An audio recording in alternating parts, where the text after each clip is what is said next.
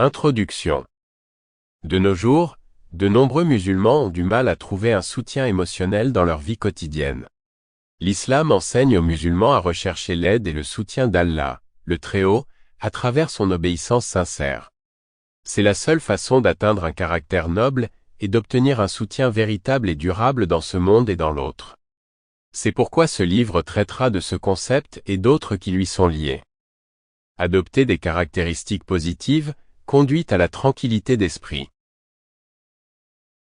Soutien divin. Le saint prophète Muhammad, paix et bénédiction sur lui, a conseillé dans un hadith trouvé dans Jami at-Tirmidhi, numéro 2516, que si un musulman protège Allah l'exalté, il le protégera à son tour.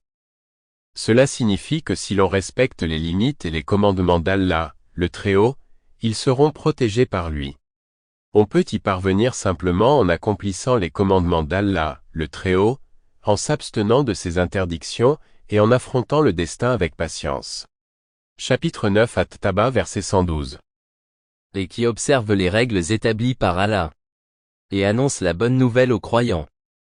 Il existe de nombreux aspects de la sauvegarde de son devoir envers Allah, l'exalté.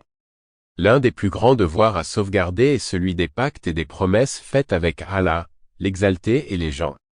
Le plus grand pacte que l'humanité entière a pris avec Allah, l'exalté, a été de l'accepter comme leur Seigneur.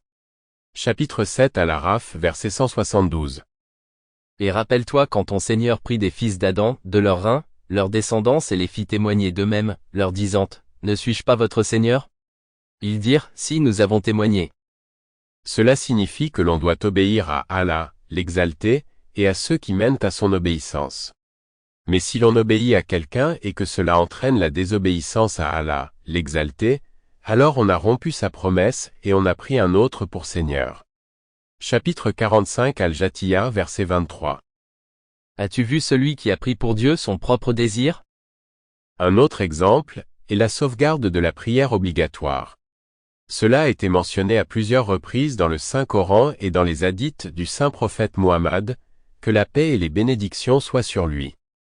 Ce devoir est si important qu'un hadith trouvé dans Sunan Abu Daoud, numéro 425, conseille que quiconque accomplit correctement ce devoir se verra promettre le pardon.